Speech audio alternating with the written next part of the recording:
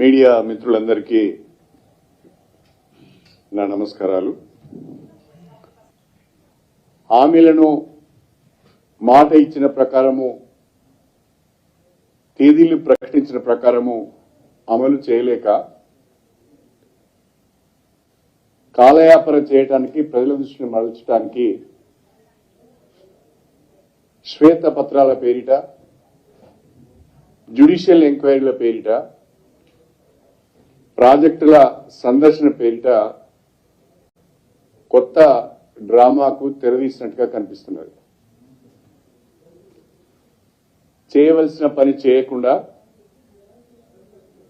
ప్రజలను మరొకసారి డైవర్ట్ చేయడానికి ప్రయత్నం చేస్తున్నట్టుగా కనిపిస్తున్నది. మేము శ్వేతపత్రాలను స్వాగతిస్తున్నాం, జ్యుడిషియల్ ఎంక్వైరీలను కూడా స్వాగతిస్తున్నాం. అవి మేము కోరుకున్నాం కూడా. రాష్ట్ర ప్రజలకు వాస్తవాలు తెలియాలి అంటే జ్యుడిషియల్ ఎంక్వైరీ జరగాలని మేమే కోరుకున్నాం. ఈరోజు కాళేశ్వరం ప్రాజెక్టుకు వెళ్లి వారే కొన్ని వాస్తవాలు ప్రజలకు తెలియజేశారు. అందుకు కూడా వారికి ధన్యవాదాలు. అందులో మొట్టమొదటిది, కాళేశ్వరం ప్రాజెక్టు పైన 1,00,00,000 కోట్ల రూపాయల అవినీతి జరిగింది అని సాక్షాత్తు రాహుల్ గాంధీ గారే అనేక బహిరంగ సభలలో చెప్పడం జరిగింది. ప్రస్తుత ముఖ్యమంత్రి గారు కూడా 1,00,00,000 కోట్ల అవినీతి జరిగిందని చెప్పడం జరిగింది. కాంగ్రెస్ పార్టీ నాయకులు కూడా అనేక మంది 1,00,00,000 కోట్ల అవినీతి కాళేశ్వరంలో జరిగింది అని చెప్పారు. కానీ ఈరోజు అధికారులు ఇచ్చిన పవర్ పాయింట్ ప్రజెంటేషన్ లో ఇప్పటి వరకు 93,000 కోట్లు మాత్రమే కాళేశ్వరం ప్రాజెక్టు పైన ఖర్చు జరిగింది అని రాష్ట్ర ప్రభుత్వమే, ప్రస్తుతమున్న రాష్ట్ర ప్రభుత్వమే ఒప్పుకోవడం జరిగింది.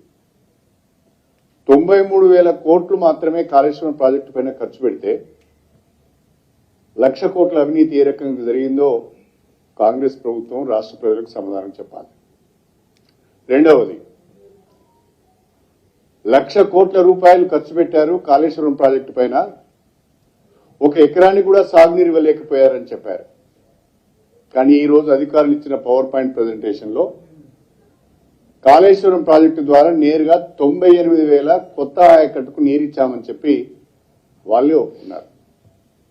ఒకవైపు శ్రీరామ్ సాగర్ ప్రాజెక్టు మొదటి దశ, రెండవ దశ లోయర్ మానేర్ డ్యామ్ కు దిగువన నల్గొండ జిల్లాలోని తుంగతుర్తి, సూర్యాపేట, కోదాడ వరకు కూడా కలుపుకొని 15 లక్షల ఎకరాల వరకు స్టెబిలైజేషన్ జరిగింది. కొత్తగా 98,000 ఎకరాలకు సాగునీరు వచ్చింది అని చెప్పి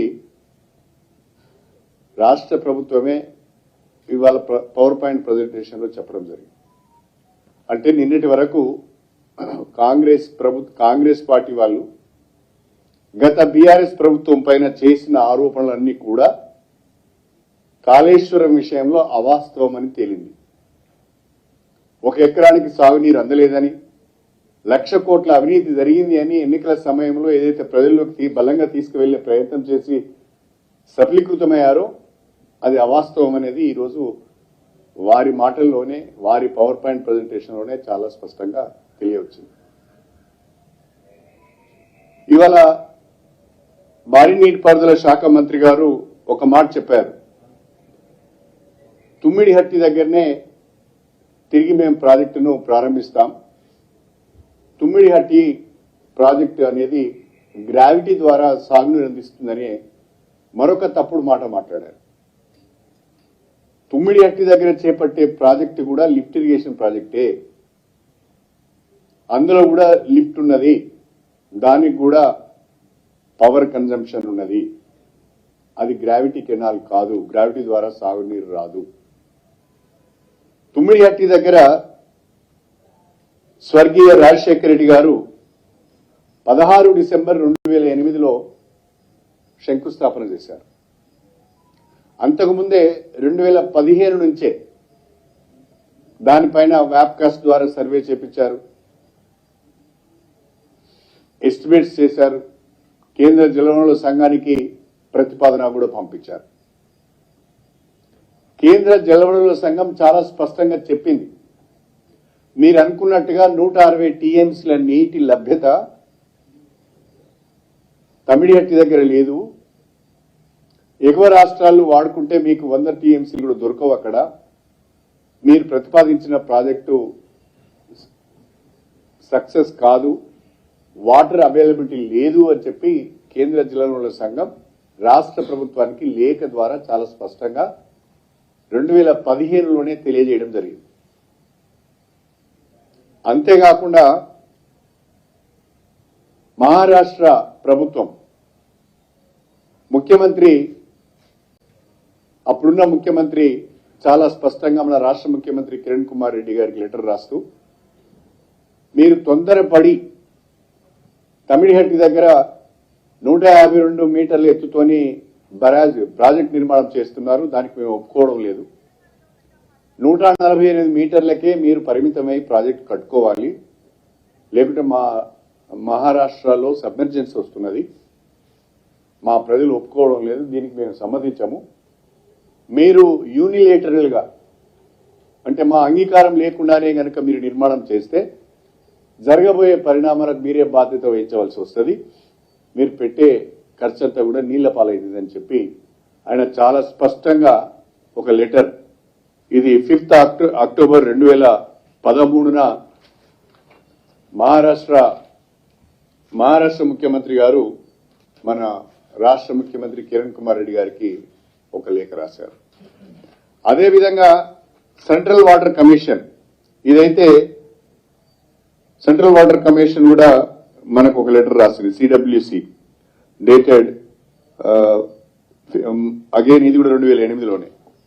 వీళ్ళు కూడా చాలా స్పష్టంగా చెప్పారు, వాటర్ అవైలబిలిటీ లేదు, మీరు స్టోరేజ్ రిజర్వాయర్లను కూడా పెంచుకోవాల్సిన అవసరం ఉన్నది, మరి ఆ రకంగా మీ ప్రతిపాదన లేదు, ఇది మేము వాటర్ అవైలబిలిటీ లేనప్పుడు దీన్ని అంగీకరించే అవకాశం లేదు అని చెప్పి వాళ్ళు కూడా చాలా స్పష్టంగా సిడబ్ల్యూసి కూడా చెప్పింది.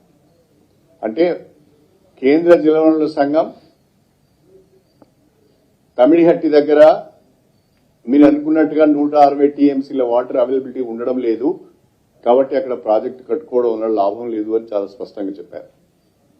మహారాష్ట్ర ప్రభుత్వం 152 మీటర్ల ఎత్తుతో మీరు ప్రాజెక్టు కనుక కట్టినట్లయితే దానికి మేము సమ్మతించడం లేదు, దానికి పూర్తి బాధ్యత మీరే వహించాలని చెప్పి మనకు లేఖ రాసింది. అయినా కూడా డిసెంబర్ 16, 2008లో అప్పటి ముఖ్యమంత్రి రాజశేఖర రెడ్డి గారు దీనికి ఫౌండేషన్ వేశారు. 2008 నుంచి జూన్ 2014 వరకు కాంగ్రెస్ పార్టీ అప్పటి ఆంధ్రప్రదేశ్లో అధికారంలో ఉన్నది. నేను అడుగుతున్నా, ప్రస్తుతం ఉన్న కాంగ్రెస్ పార్టీ నాయకులు ఆనాడు కూడా ఉన్నారు మంత్రులుగా, ఈనాడు మంత్రులుగా ఉన్న వాళ్ళు కొంతమంది ఆనాడు కూడా మంత్రులుగా ఉన్నారు. 2008 నుంచి 2014 వరకు కేంద్రంలో కాంగ్రెస్ పార్టీ అధికారంలో ఉన్నది, మహారాష్ట్రలో కాంగ్రెస్ పార్టీ అధికారంలో ఉన్నది, ఉమ్మడి ఆంధ్రప్రదేశ్లో కూడా కాంగ్రెస్ పార్టీ అధికారంలో ఉన్నది. కేంద్రంలో 2 రాష్ట్రాల్లో అధికారంలో ఉన్న మీరు మహారాష్ట్రతోని ఒప్పందం చేసుకోలేకపోయారు, కేంద్ర జలవనరుల సంఘం నుంచి అనుమతి తెచ్చుకోలేకపోయారు. అది మీ వైఫల్యం కాదా నేను అడుగుతున్నా. ఫౌండేషన్ వేసిన రోజున 4 ఏళ్లలో పూర్తి చేస్తామన్నారు, కానీ 8 ఏళ్ళైనా కనీసము అనుమతులు కూడా మీరు తెచ్చుకోలేకపోయారు. అంతేకాకుండా ఆనాడు మీరు చాలా గొప్ప పని చేశారు.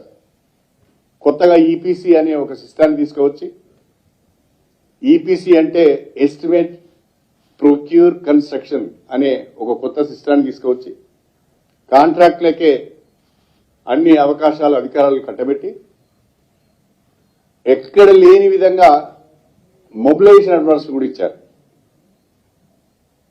జీవోలు 0.5% మొబిలైజేషన్ అడ్వాన్స్ ఇస్తామని చెప్పి దాదాపు 2 to 5% మొబిలైజేషన్ అడ్వాన్స్ కూడా ఇచ్చారు. ఆ మొబిలైజేషన్ అడ్వాన్స్ల కొరకు దాదాపు 651 కోట్లు ఖర్చు పెట్టారు. సర్వే ఇన్వెస్టిగేషన్ కొరకు 829 కోట్లు ఖర్చు పెట్టారు. అదేవిధంగా భూసేకరణ కొరకు 16 కోట్లు, పనుల కొరకు 151 కోట్లు ఖర్చు పెట్టారు. మొత్తంగా వాళ్ళు దిగిపోయే వరకు 6,000 కోట్ల రూపాయలు 2014 జూన్ వరకు 6,116 కోట్లు ఆనాడున్న తమిళహట్టి పైన వాళ్ళు ఖర్చు చేయడం జరిగింది. కానీ ఒక ఎకరానికి కూడా సాగునీరు రాలేదు, ఎక్కడ కూడా పనులు ముందుకు సాగలేదు. అలాంటి పరిస్థితులలో తెలంగాణ రాష్ట్రాన్ని సాధించుకున్న తర్వాత తెలంగాణ భూములకు సాగునీరు అందించాలనే ఒక సంకల్పంతో తెలంగాణలో ఉన్న వలసలను నివారించాలనే ఆలోచనతో వ్యవసాయ కూలీలకు పనులు కల్పించాలనే ఆలోచనతోని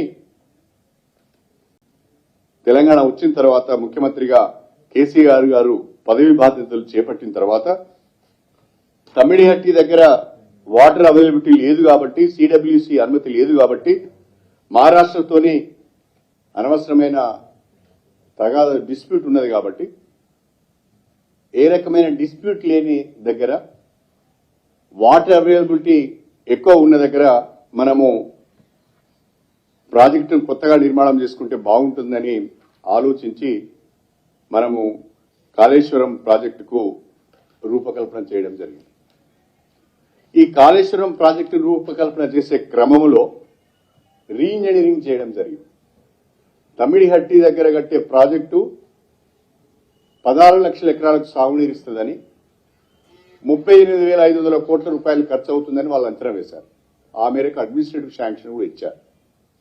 అయితే తమిళహట్టి దగ్గర ఇది సాధ్యం కాదు అని తెలిసిన తర్వాత నీరు కూడా లభించదు అని తెలిసిన తర్వాత మహారాష్ట్రతోనే డిస్ప్యూట్ ఉందని తెలిసిన తర్వాత ప్రాణహిత చేవెళ్లకు బదులు కాళేశ్వరం ప్రాజెక్టును నిర్మించాలని దాన్ని రీడిజైన్ చేసి రీఇంజనీరింగ్ చేయడం జరిగింది. వాస్తవంగా 248 టీఎంసీల నీటిని వినియోగించుకునే విధంగా 13 జిల్లాలు, 31 నియోజకవర్గాలు, 121 మండలాలు, 1698 గ్రామాల్లో నీటి వినియోగము, 19,63,000 ఎకరాల కొత్త ఆయకట్టు, 18,62,000 ఎకరాల స్టెబిలైజేషన్ తోని ఈ కాళేశ్వరం ప్రాజెక్టును డిజైన్ చేయడం జరిగింది.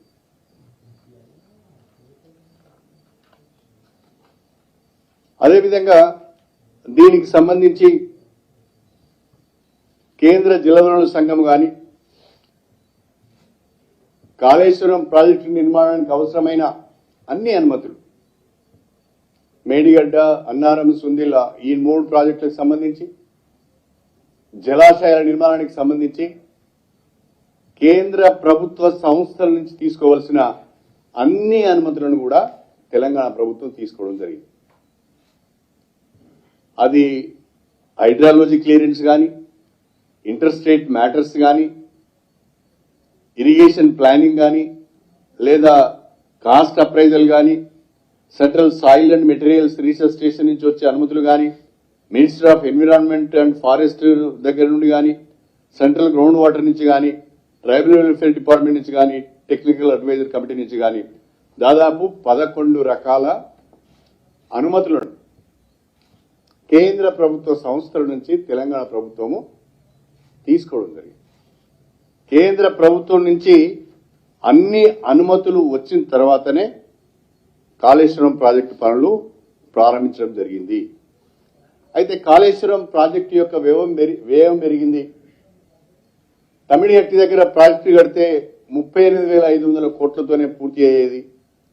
మీరు 80,000కు దాని కాస్ట్ పెంచారు అని కాంగ్రెస్ పార్టీ వాళ్ళు మాట్లాడుతున్నారు. అవును, కాస్ట్ పెరిగింది.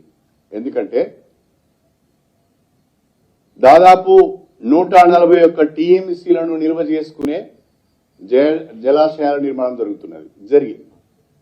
141 టీఎంసీఎఫ్టీ వాటర్ ను స్టోర్ చేసుకునే విధంగా అనేక రిజర్వాయర్లు వచ్చాయి. అదేవిధంగా 3 బ్యారేజీలు వచ్చాయి. మల్టిపుల్ లిఫ్ట్స్ వచ్చాయి. పవర్ కన్జంప్షన్ వచ్చింది. సబ్ స్టేషన్స్ వచ్చాయి. కాబట్టి కాస్ట్ పెరిగిందనే విషయాన్ని ఈ సందర్భంగా కాంగ్రెస్ పార్టీ గమనించాలని చెప్పి కూడా నేను కోరుతున్నాను. దీనికి సంబంధించి వాస్తవంగా 3 సంవత్సరాలలో ప్రాజెక్టును పూర్తి చేసుకున్నాం. ఆ ప్రాజెక్టు ద్వారా ప్రస్తుత కాంగ్రెస్ ప్రభుత్వం చెప్తున్నట్టుగానే 98,000 ఎకరాల కొత్త ఆయకట్టుకు నీరిచ్చుకున్నాం. దాదాపు 16 లక్షల ఎకరాల కాకతీయ కెనాల్ కింద ఉన్న ఆయకట్టును స్టెబిలైజ్ చేసుకున్నాం. అదేవిధంగా 2023, 24, 24, 25, 26, 27 ఈ వరుసగా 5 సంవత్సరాలు కొత్తగా 19 లక్షల ఎకరాల ఆయకట్టు స్థిరీకరించే విధంగా కూడా ఏర్పాటు చేసుకునే విధంగా కూడా ప్రణాళికను రూపొందించుకోవడం జరిగింది. ప్రాజెక్ట్ రిపోర్ట్లో పెట్టుకోవడం జరిగింది. దురదృష్టం ఏంటి అంటే ఇవాళ మేడిగడ్డ బరాజ్ కుంగిపోవడం, 19, 20, 21 పియర్స్ 7వ బ్లాక్ లో ఉన్న 19, 20, 21 పియర్స్ మధ్యన కొంత 1.25 మీటర్స్ తోని అది సెటిల్ కావడం, కుంగిపోవడం జరిగింది. అది నిజంగా కూడా దురదృష్టకరమైన సంఘటన. దానిపైన సమగ్రమైన విచారణ జరగవలసిన అవసరం ఉంది. సాంకేతిక కారణాల వల్ల జరిగిందా లేదు ఇంకేదన్నా కారణాల వల్ల జరిగిందా అనేది తప్పకుండా విచారణలో బయటకు వస్తుంది. విచారణ పూర్తి అయిన తర్వాత దోషులు ఎవరైనా ఉంటే వాళ్ళని శిక్షించాలని కూడా భారత రాష్ట్ర సమితి డిమాండ్ చేస్తున్నారు. మేము ఎవరిని వెనకేసుకోవడానికి సిద్ధంగా లేము. తప్పు జరిగింది, పొరపాటు జరిగింది. ఆ పొరపాటు ఎట్లా జరిగింది, ఏ విధంగా జరిగింది, ఎందుకు జరిగింది అనే విషయాన్ని విచారణలో తేల్చి బాధ్యులపైన చర్యలు తీసుకోవాలని చెప్పి కూడా భారత రాష్ట్ర సమితి డిమాండ్ చేస్తున్నారు. దానికే జ్యుడిషియల్ ఎంక్వైరీ అని కూడా మేము అడిగాం. మీరు వేస్తామన్నారు. ముఖ్యమంత్రి గారు కూడా జ్యుడిషియల్ ఎంక్వైరీ ప్రకటించారు. కానీ దురదృష్టం ఏంటంటే ఈరోజు కాళేశ్వరం ప్రాజెక్టుకు వెళ్లిన మంత్రులందరూ కూడా వాళ్లే తీర్పు చెప్పినట్టుగా మాట్లాడుతున్నారు. ఒకవైపు జ్యుడిషియల్ ఎంక్వైరీ చేస్తామని చెప్పి జ్యుడిషియల్ ఎంక్వైరీని ప్రభావితం చేసే విధంగా ప్రజలకు ఏదో జరిగిపోయిందని కల్పించి చెప్పే విధంగా మంత్రులు ప్రయత్నం చేయడం చాలా విచారకరం. అది సరైనది కాదు అని నేను ఈ సందర్భంగా తెలియజేస్తున్నాను. మీరు వెళ్లారు, ప్రాథమికంగా ఒక అంచనాకు వచ్చారు. ఆ ప్రాథమికంగా వచ్చిన అంచనా పైన ఒక జ్యుడిషియల్ ఎంక్వైరీ చేయాలనుకున్నారు. ఆ జ్యుడిషియల్ ఎంక్వైరీ వేసిన తర్వాత ఆ జ్యుడిషియల్ ఎంక్వైరీలో తప్పకుండా టెక్నికల్ ఎక్స్పర్ట్స్ ఉంటారు, ఫైనాన్షియల్ ఎక్స్పర్ట్స్ ఉంటారు, ఇతర అవసరాలైన అందరి దగ్గర నుంచి కూడా ఇన్పుట్స్ తీసుకుంటారు. వాళ్ళు తీసుకుని ఒక రిపోర్ట్ ఇస్తారు. ఆ రిపోర్ట్ ఇచ్చిన తర్వాత జ్యుడిషియల్ ఎంక్వైరీ పూర్తి చేసి సమగ్రమైన రిపోర్టు రాష్ట్ర ప్రభుత్వానికి వచ్చిన తర్వాత దానిపైన మంత్రులు స్పందిస్తే బాగుంటుంది. కానీ ఆ రిపోర్టు రాకముందే, పని ప్రారంభం కాకముందే, జ్యుడిషియల్ ఎంక్వైరీకి సంబంధించిన కమిటీ కాన్స్టిట్యూట్ కాకముందే మీరే తీర్పులు చెప్పేస్తే ఎవరిని తప్పుదో పట్టించడానికి ప్రయత్నం చేస్తున్నారో మంత్రులు ఆలోచించాలి. ఉత్తమ్ కుమార్ రెడ్డి గారు ఆలోచించాలి. వారికి చాలా విషయాలు అవగాహన ఉందని నేను అనుకుంటున్నాను. కానీ ఒక మంత్రిగా ఉండి మీరే ముందుగా జడ్జిమెంట్ ఇచ్చేస్తే ఎంక్వైరీ ఏ రకంగా జరుగుతుందో ఆలోచించుకోవాల్సిన అవసరం ఉందని చెప్పి నేను సవినయంగా తెలియజేసుకుంటాను. ఉత్తమ్ కుమార్ రెడ్డి గారు మరొక మాట అన్నారు. ఏమని? కాళేశ్వరం ప్రాజెక్టుకు జాతీయ హోదా కావాలని రాష్ట్ర ప్రభుత్వం నుంచి సరైన ప్రతిపాదన లేదు అని. ఇది మరీ సిగ్గుచేటనే విషయం. 2016లో అప్పుడు నేను డిప్యూటీ సీఎంగా ఉన్నాను.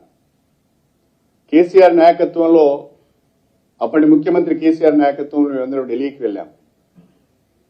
ప్రధానమంత్రి గారిని కలిసినాం. ప్రధానమంత్రి గారిని కలిసిన టీంలో నేను కూడా ఉన్నాను. ఆ రోజు ఇచ్చిన లేఖ నా దగ్గర ఉన్నది. ఆ రోజు ముఖ్యమంత్రి కేసీఆర్ గారు ప్రధానమంత్రి నరేంద్ర మోడీ గారికి ఒక లేఖ ఇచ్చారు. కాళేశ్వరం ప్రాజెక్టుకు జాతీయ హోదా ఇవ్వండి. తెలంగాణ కొత్తగా ఏర్పడిన రాష్ట్రం, మీ సహకారం కావాలి. కాళేశ్వరం ప్రాజెక్టు ద్వారా దాదాపు 33 లక్షల ఎకరాలకు 36 లక్షల ఎకరాలకు మేము కొత్త ఆయకట్టు కానీ స్టెబిలైజేషన్ ద్వారా కానీ నీరు ఇవ్వబోతున్నాం. మీరు మాకు సహకరించమని అంటే తప్పకుండా ఎగ్జామిన్ చేపిస్తా అన్నారు. 2016లోనే కాదు, మీరు అసెంబ్లీలో కూడా మా ఉపన్యాసాలు విన్నారు, బయట కూడా మా ఉపన్యాసాలు విన్నారు, పార్లమెంట్లో కూడా మా ఎంపీలు మాట్లాడిన మాటలు విన్నారు. అనేక సందర్భాలలో కేంద్ర ప్రభుత్వాన్ని అడుగుతూనే ఉన్నాం కాళేశ్వరం ప్రాజెక్టుకు జాతీయ హోదా ఇవ్వమని. కానీ బీజేపీకి ఉన్న తెలంగాణ పైన ఉన్న సవితి తల్లి ప్రేమతో అభివృద్ధి చెందుతున్న తెలంగాణను అడ్డుకోవాలనే కక్షతో మాత్రమే కాళేశ్వరం ప్రాజెక్టుకు జాతీయ హోదా ఇవ్వలేదు. కానీ ఇతర రాష్ట్రాల్లో ఎన్నికల సమయంలో ప్రాజెక్టులకు జాతీయ హోదా ఇచ్చారు. ఇది వాస్తవం. ఇప్పుడు పాలమూరు ప్రాజెక్టుకు మేము జాతీయ హోదా అడిగాము అంటారు. సంతోషం, మేము కూడా అడుగుతాం. నేను మొన్న చెప్పాను, మొన్న అసెంబ్లీలో నేనే మాట్లాడినాను. అసెంబ్లీలో నేను మాట్లాడితే ఏం చెప్పానంటే పాలమూరు రంగారెడ్డి ప్రాజెక్టుకు జాతీయ హోదా కల్పించడానికి అసెంబ్లీలో ఏకగ్రీవ తీర్మానం చేద్దాం, కేంద్ర ప్రభుత్వానికి పంపిస్తామని చెప్పి నేను మొన్న అసెంబ్లీలో కూడా మాట్లాడాను. తప్పకుండా మేము దానికి మద్దతు ఇస్తాం, సపోర్ట్ చేస్తాం. మీరు కొట్లాడండి, మీతో పాటుగా మేము ఉంటాం. పాలమూరు రంగారెడ్డి జిల్లా రైతాంగానికి న్యాయం జరగాలని మేము కోరుకుంటున్నాం. దానికి మీరు జాతీయ హోదా తీసుకువస్తే సంతోషపడే వాళ్ళలో మేము మొదటి వాళ్ళమని చెప్పి కూడా ఈ సందర్భంగా నేను సవినయంగా తెలియజేసుకుంటున్నాను. కాంగ్రెస్ పార్టీ ప్రతిసారి ఒక మాట మాట్లాడుతున్నది, ప్రాజెక్టు అంచనాలన్నీ పెరిగిపోతున్నాయని. నేను అడుగుతున్నా ఉత్తమ్ కుమార్ రెడ్డి గారిని, భారతదేశంలో ఏ ఒక్క ప్రాజెక్ట్ అయినా అంచనాలు పెంచుకోకుండా పూర్తి చేయబడ్డదా? ఒకటి ఎగ్జాంపుల్గా మీరు చెప్తారా? భారతదేశంలో ఏ ఒక్క నీటిపారుదల ప్రాజెక్ట్ అయినా అంచనాలను పెంచుకోకుండా సవరించుకోకుండా పూర్తి చేసిన సంఘటనలు ఉన్నాయా? ఉదాహరణలు ఉంటే చెప్పండి. నా దగ్గర ఉన్నాయి. ఉదాహరణ నాగార్జున సాగర్ ఉన్నది. నాగార్జున సాగర్ 1954లో 122 కోట్లతో ప్రారంభించింది. అది పూర్తి అయిన నాటికి 1200 కోట్లకు పోయింది. 122 కోట్ల నుంచి 1200 కోట్లకు పోయింది. అదేవిధంగా మన రాష్ట్రంలోనే శ్రీరామ్ సాగర్ ప్రాజెక్టు ఉన్నది. దాన్ని అయితే 40 కోట్లతోనే ప్రతిపాదించారు. అంటే ఆ రోజు కాస్ట్ ఎఫెక్ట్ అట్లా ఉండేది. ఇది కూడా 1964లో 40 కోట్లతో ప్రతిపాదించిన శ్రీరామ్ సాగర్ పూర్తి కావడానికి 4300 కోట్లైంది. 40 కోట్లు ఎక్కడ, 4300 కోట్లు ఎక్కడ? ఎన్ని రేట్లు ఒకసారి మీరు ఆలోచించండి. ఆ రకంగా ఏ ప్రాజెక్టు తీసుకున్నా తప్పకుండా ప్రాజెక్టు నిర్మాణానికి కనీసం 5 నుంచి 10 సంవత్సరాలు 15 సంవత్సరాలు పడుతుంది. కాబట్టి మెటీరియల్ కాస్ట్ పెరుగుతుంది. కాబట్టి ఆ పెరిగిన మెటీరియల్ కాస్ట్ అనుగుణంగా ప్రాజెక్టు యొక్క కాస్ట్ కూడా రివైజ్ చేయవలసి వస్తుంది. అంచనాలు పెరుగుతూ వస్తాయి. ల్యాండ్ కాస్ట్ పెరుగుతుంది, మెటీరియల్ కాస్ట్ పెరుగుతుంది. కాబట్టి ప్రాజెక్టు యొక్క కాస్ట్ కూడా పెరుగుతుంది. బీఆర్ఎస్ ప్రభుత్వం ప్రాజెక్టుల యొక్క అంచనాలు పెంచిందని మాట్లాడుతున్నారు. పెంచినది ఎవరో చెప్పండి. దేశంలో ఏ ఒక్క ప్రాజెక్ట్ అయినా ప్రతిపాదించబడిన ఎస్టిమేట్తోనే పూర్తి చేసింది ఉంటే చెప్పండి. వాస్తవాలని ఈ రకంగా ఉంటే మీరు ఇంకొక రకం మాట్లాడుతున్నారు. ప్రతిసారి భారత రాష్ట్ర సమితి ప్రాజెక్టుల నిర్మాణం చేయలేదు, కొత్తగా వచ్చిన ఆయకట్టు ఏం లేదు, మహబూబ్నగర్ జిల్లాలో ఆయకట్టు పెరగలేదు, మహబూబ్నగర్ జిల్లాలో వలసలు ఆగిపోలేదు, లేకుంటే ఇతర జిల్లాలో కూడా పెద్దగా ఆయకట్టు పెరిగింది ఏం లేదని మాట్లాడుతున్నారు. నేను అడుగుతున్నా, ఒక్క మాటకు మీరు సమాధానం చెప్పాలి. తెలంగాణ వచ్చిన తర్వాత ఈ 10 ఏళ్లలో తెలంగాణ ప్రభుత్వం చేపట్టిన అనేక కార్యక్రమాల వల్ల 2 పంటలకు సాగునీరును అందుబాటులో ఉంచడం వలన, రైతు బంధు ద్వారా పెట్టుబడి సహాయం అందించడం వలన, 24 గంటల ఉచిత కరెంటు అందుబాటులో ఉండడం వలన పంటల విస్తీర్ణం పెరిగింది. 2014-15లో 1,31,00,000 ఎకరాలు పంటల విస్తీర్ణం ఉంటే 2022-23కు వచ్చే వరకే 2,08,00,000 ఎకరాలకు పంటల విస్తీర్ణం పెరిగింది. అదేవిధంగా 2013-14లో పంటల దిగుబడి అన్ని పంటలు కలిపి 1,07,49,000 టన్నులు ఉంటే 2022-23కు వచ్చే వరకే 4,40,00,000 65 లక్షల టన్నులకు పెరిగింది దిగుబడి. సింపుల్ గా చెప్పాలంటే, స్ట్రేట్ గా చెప్పాలంటే, వరి ధాన్యం విషయంలో 2014-15లో వరి ధాన్యాన్ని సేకరించింది, అంటే నేను ఓన్లీ ప్రొక్యూర్డ్ క్వాంటిటీ, ఎందుకంటే ఇది అఫీషియల్ గా ఉంటుంది కాబట్టి చెప్తున్నాను, నేను ఇది రికార్డ్స్ లో ఉంటుంది. 2014-15లో వరి ధాన్యాన్ని కొన్నది 24 లక్షల టన్నులైతే 2020-21లో 1,40,00,000 టన్నులు కొన్నారు. మరి ఈ పంటల విస్తీర్ణం ఎట్లా పెరిగింది? ఈ పంటల దిగుబడి ఎట్లా పెరిగింది? ఈ వరి ధాన్యం సేకరణ ఇంత విపరీతంగా ఎందుకు పెరిగింది? ఇది మేము సాధించిన విజయం కాదా, మా ప్రభుత్వం సాధించిన విజయం కాదా అని నేను అడుగుతున్నా. ఇప్పటికైనా కాంగ్రెస్ పార్టీ అవాస్తవాలను ప్రచారంలో పెట్టి తప్పించుకునే ప్రయత్నం చేయకుండా, గత ప్రభుత్వం పైన బురద జల్లి కాలయాపన చేసి ఇచ్చిన హామీలను నిలబెట్టుకునే విషయంలో వెనుకడుగు వేయకుండా జ్యుడిషియల్ ఎంక్వైరీలు చేస్తూనే, మీరు చేయవలసుకున్న జ్యుడిషియల్ ఎంక్వైరీలు చేస్తూనే మీరు ఎన్నికల సందర్భంలో అభయహస్తం పేరిట మేనిఫెస్టోలో పొందుపరిచిన హామీలను అమలు చేయాలని చెప్పి మేము డిమాండ్ చేస్తున్నాం. అది చేయకుండా మీరు ప్రతిదానికి డేట్ ఇచ్చారు. ప్రస్తుతం ఉన్న ముఖ్యమంత్రి రేవంత్ రెడ్డి గారు ఒక మాట, నేను స్వయంగా ఆయన ప్రెస్ మీట్ చూశాను. డిసెంబర్ 9, 2023న మా ప్రభుత్వం వస్తున్నది. డిసెంబర్ 9, 2023న మొట్టమొదటి సంతకము రైతుల రుణమాఫీ 2 లక్షల రూపాయల పంట రుణాలను మాఫీ చేసే ఫైల్ మీద సంతకం పెడతా అన్నాడు. ఏమైంది అని నేను అడుగుతున్నా. ఈ రకంగా చాలా హామీలు ఇచ్చారు. దయచేసి వాటి గురించి ఆలోచించండి. రైతులు పంట రుణాల మాఫీ గురించి చూస్తున్నారు. రైతులు రైతు బంధు ఇంకా రావడం లేదని చూస్తున్నారు. మహిళలు ఇంకా మాకు మహాలక్ష్మి పథకంలో ప్రకటించిన విధంగా 2,500 రూపాయల ఆర్థిక సాయం అందలేదని చూస్తున్నారు. అందరూ అన్నిటికంటే విచారకరమైన విషయం ఏంటంటే, విడ్డూరమైన విషయం ఏంటంటే, ప్రియాంక గాంధీ గారు హైదరాబాద్కు వచ్చి యూత్ డిక్లరేషన్ సభలో నిరుద్యోగ యువతకు నెలకు 4,000 రూపాయల భృతి ఇస్తామని ప్రకటించారు. వాళ్ళ మేనిఫెస్టోలో కూడా, అభయహస్తం మేనిఫెస్టోలో యువ వికాసం కింద నిరుద్యోగులకు 4,000 రూపాయల భృతి ఇస్తామని చెప్పారు. కానీ మొన్న తెలంగాణ శాసనసభలో రాష్ట్ర ఆర్థిక శాఖ మంత్రులు బట్టి విక్రమార్క గారు మేము నిరుద్యోగ భృతి ఇస్తామని ఎక్కడ చెప్పలేదనే మాట మాట్లాడారు.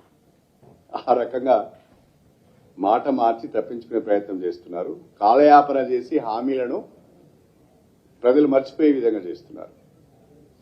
కానీ ఇప్పటికైనా కాంగ్రెస్ పార్టీ ఒకంత రాష్ట్ర వనరుల పైన దృష్టి పెట్టి, వనరుల సమీకరణ పైన దృష్టి పెట్టి ఇచ్చిన హామీలను ఒక్కొక్కటే నెరవేర్చే ప్రయత్నం చేయాలి. 100 రోజులు కాదు, 6 మాసాల సమయం తీసుకోండి. మీరు 6 మాసాల లోపైన 412 హామీలను మీరు అమలు చేయాలని చెప్పి భారత రాష్ట్ర సమితి కోరుతున్నది, డిమాండ్ చేస్తున్నది. అలా కాకుండా అనునిత్యము గత ప్రభుత్వం పైన నిందలు వేస్తాం, గత ప్రభుత్వం పైన ఆరోపణలు చేస్తాం, గత ప్రభుత్వం అవినీతి చేసిందని చెప్తాం. అసలు అవినీతికి పేటెంటే కాంగ్రెస్ కదా. దేశంలో అవినీతిని పెంచి పోషించిన పార్టీ కాంగ్రెస్ పార్టీ కదా. అనేక కుంభకోణాలకు మీరే కదా మార్గదర్శకులు. అందుకనే కదా ఇది కాంగ్రెస్ కాదు స్కాంగ్రెస్ అన్నది. కాబట్టి స్కాములు మీకు అలవాటు, మాకు అలవాటు లేదు. మీరు వేసే ప్రతి ఎంక్వైరీని మేము ఎదుర్కొంటాం, ప్రజలకు ఎప్పుడు అందుబాటులో ఉంటాం. మీరు ఇచ్చిన హామీలను నిలబెట్టేంత, మీరు అమలు చేసేంత వరకు మేము వెంటబడుతూనే ఉంటాం, ప్రజల పక్షాన పోరాటాలు చేస్తూనే ఉంటామని చెప్పి తెలియజేసుకుంటూ సెలవు తీసుకుంటున్నాం. రాష్ట్ర ప్రభుత్వాన్ని ఏప్రిల్ 2022 ఇరిగేషన్ అధికారులు అలర్ట్ చేశారు. రాష్ట్ర ప్రభుత్వం నిర్లక్ష్యంగా వ్యవహరించింది, అందుకే వేడిగడ్డకి పరిస్థితి అని కూడా మంత్రులు అన్నారు. నేనేమంటా, ఎంక్వైరీని నేను ప్రీఎంప్ట్ చేయదలుచుకోలేదు. నాకు కొన్ని ఆలోచనలు ఉండొచ్చు. అన్నిటికంటే ముఖ్యంగా మంత్రి గారికి బాధ్యత ఎక్కువ ఉంటుంది. ఆయన ఒకవైపు జ్యుడిషియల్ ఎంక్వైరీ చేస్తారని చెప్తూనే ఇంకొక వైపు ఏం జరిగింది ఎట్లా జరిగింది ఆయనే చెప్తున్నాడు ఒక ఎక్స్పర్ట్ లెక్క. అది కరెక్ట్ కాదు. ఇప్పుడు మీరు అన్నవి కూడా ఎవరేమన్నా కూడా జ్యుడిషియల్ ఎంక్వైరీ అంటే I think it is a very powerful enquiry. వాళ్ళు ఎవరి ఇన్ఫ్లుయెన్స్లోకి రారు. ఒక సిట్టింగ్ జడ్జితో నేర్పిస్తా అన్నారు, సంతోషం. వారు ఎవరి ఇన్ఫ్లుయెన్స్కు రారు. ఖచ్చితమైన సమాచారాన్ని సేకరిస్తారు, సమగ్రమైన విచారణ జరుగుతుంది. నాకు ఆ నమ్మకం ఉన్నది. వివరాలన్నీ వచ్చిన తర్వాత ఎవరు బాధ్యులో వాళ్ళపైన చర్యలు కూడా ఉంటాయి, వద్దని అనడం లేదు. కాబట్టి ఏం జరిగిందని నేను ఊహించి చెప్పడం కరెక్ట్ కాదు. ఒక్కొక్కరు ఒక్కొక్క రకంగా చెప్తున్నారు. టెక్నికల్ ప్రాబ్లం ఉండొచ్చు అని కొందరు అంటున్నారు, కుట్ర కోణం ఉండొచ్చు అని ఒకరు అంటున్నారు. అవన్నీ మనం చెప్పడం కూడా కరెక్ట్ కాదు.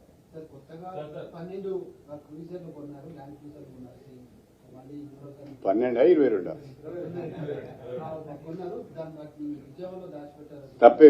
తప్పేముందండి? రాష్ట్ర కేబినెట్ యొక్క ఆమోదంతో రాష్ట్ర ప్రభుత్వం యొక్క వినియోగం కొరకు 22 క్రూజర్లు కొన్నట్టుగా నాకు సమాచారం ఉన్నది. ఇప్పుడు అది వాడరా? కాంగ్రెస్ పార్టీ వాళ్ళు వాడుకోరా? ప్రగతి భవన్ ను మేము హాస్పిటల్ చేస్తామన్నారు. ప్రగతి భవన్ ను మేము అధికారంలోకి వస్తే ఏమన్నారమ్మా? ఏమన్నారు? అంబేద్కర్ నాలెడ్జ్ సెంటర్ అని ఒకరు అన్నారు, హాస్పిటల్ గా కన్వర్ట్ చేస్తామని ఒకరు అన్నారు. ఇప్పుడు ఎవరు ఉంటున్నారు దాంట్లో? మనకు పేర్లు ఎందుకని ఎవరు ఉంటున్నారు? రేపు ల్యాండ్ క్రూజర్లో ఎవరు తిరుగుతారు మనం చూడమా? ఇవన్నీ పిచ్చి మాటలు బంద్ చేయాలి, చేసేది మాత్రమే చెప్పాలి. ప్రగతి భవన్ గురించి అంత తప్పుగా మాట్లాడిన వాళ్ళు పోయి ఏ ముఖం పెట్టుకుని ఉంటారా ప్రగతి భవన్లో? మళ్ళా ఆలోచన చేయాలిగా. మాట్లాడే ముందు దాచుకుంటారండి. It is a public property. 22 land క్రూజర్లు అనేవి పబ్లిక్ ప్రాపర్టీ. వాటి రిపేర్ కొరకు వాటిని బుల్లెట్ ప్రూఫ్ గా కన్వర్ట్ చేయడానికి పోయినట్టుగా నాకు ఉన్న సమాచారం. వస్తాయి కదా, వచ్చిన తర్వాత మీరు వాడరా? మీరు ఎక్కి తిరగరా? అమ్మేస్తారా వాటిని? మళ్ళా పోనీ అయ్యేమన్నా దాంట్లో ఏమైనా అవినీతి జరిగిందా?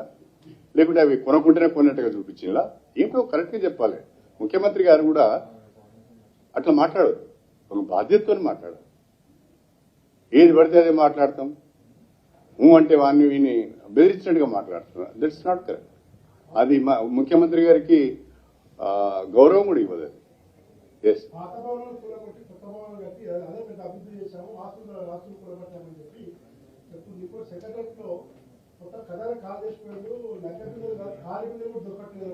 అంటే ఆయన లంక బిందెల కొరకు వచ్చిండేమో. ఒక నిమిషం ఆగండి. లంక బిందెల కొరకు ఎవరు తిరుగుతారండి? రాత్రిపూట లంక బిందెల కొరకు ఎవరు వెతుకుతారు? అర్థమైంది నేను చెప్పేది. రాత్రిపూట లంక బిందెలు కావాలని ఎవరు పోతారు? గుట్టలేమడి, చెట్లెంబడి, పుట్టలేమడి.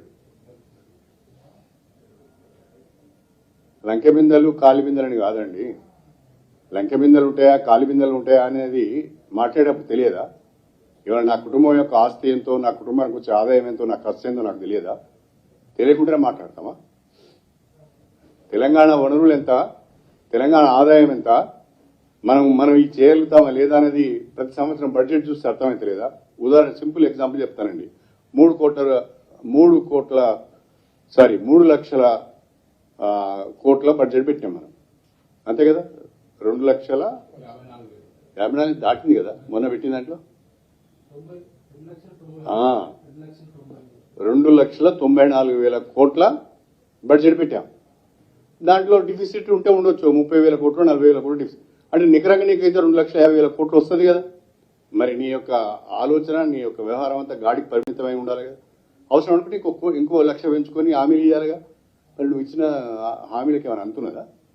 నీకు తెలియదా? ఇది వరుసగా తెలంగాణ వచ్చినప్పటి నుంచి ఇప్పటి వరకు 10 ఏళ్ల బడ్జెట్ పేపర్లు చూస్తలేరా మీరు? అంటే గంత గుడ్డిగా పార్టీ నడుపుతున్నారా? ప్రతి సంవత్సరం బడ్జెట్ ఎంత ప్రజెంట్ చేస్తున్నారో అర్థమవుతుంది కదా. ఇంకోటి బ్రదర్, బడ్జెట్ ప్రజెంట్ చేయడమే కాదు, పెర్ఫార్మెన్స్ బడ్జెట్ అని at the end of the year ఇస్తాం మనం. నేను 3 లక్షల కోట్లు వస్తుందని పెట్టుకుంటా, రాకపోవచ్చు. కానీ పెర్ఫార్మెన్స్ బడ్జెట్ నీకు ఖచ్చితమైన ఫిగర్ దొరుకుతుంది. ఆ సంవత్సరం నీకు ఎంత ఆదాయం వచ్చింది? 2,40,000 కోట్లు వచ్చిందా, 2,50,000 కోట్లు వచ్చిందా అనేది నీకు తెలిసిపోతుంది. దాన్ని బట్టే మీరు ఒక అంచనాకు రావాలిగా. అది ఏం చేయకుండా లంక బిందులు ఉన్నాయని వచ్చిన సెక్రటరియట్లో లంక బిందులు ఉంటాయా అండి? సెక్రటరియట్లో అసలు క్యాష్ ఉంటుందా అండి? పైసలు సెక్రటరియట్లో ఉంటాయా అండి? మూడో టీఎంసీ కోసం 4,000 కోట్ల రూపాయలు టెండర్ లేకుండా కాంగ్రెస్ ఇచ్చారు. ఇప్పుడు అవన్నీ జ్యుడిషియల్ ఎంక్వైరీకి ఇచ్చారు కదండి. అవన్నీ రండి, వచ్చిన తర్వాత మాట్లాడదాం. Okay, thank you very much. తప్పిదం అయితే జరిగింది కదా, దానికి తప్పిదం జరిగిందని చెప్పేసి దాని మీద జ్యుడిషియల్ ఎంక్వైరీ చెప్పేసి ప్రభుత్వం మేము వెల్కమ్, మేమే అడిగినాం కదా. మరి దాని ప్రభుత్వం ఆనాడు ప్రభుత్వం ఎందుకు స్పందించలేదు? ముఖ్యమంత్రి కూడా కేసీఆర్ ఆనాడు కూడా ప్రభుత్వం డిసర్వ్ ఉంటారు కూడా ఎందుకు దాన్ని స్పందించలేదు కాంగ్రెస్ ప్రభుత్వం మేమేంటే స్పందిస్తామండి దాని మీద. ఉన్నప్పుడు స్పందించవలసిన వాళ్ళు స్పందించాలి. అది ఎలక్షన్ కూడానే. ఎలక్షన్ ఎన్నో జరిగింది బ్రదర్, ఇది అక్టోబర్ 21 మన నోటీస్కి వచ్చింది. అప్పటికి షెడ్యూల్ వచ్చేసి షెడ్యూల్ అనౌన్స్ అయింది కదా, మాట్లాడడానికి అడగలేదు. నోటిఫికేషన్ తర్వాత వచ్చింది కానీ షెడ్యూల్ అంతకుముందే వచ్చింది కదా. Okay, thank you.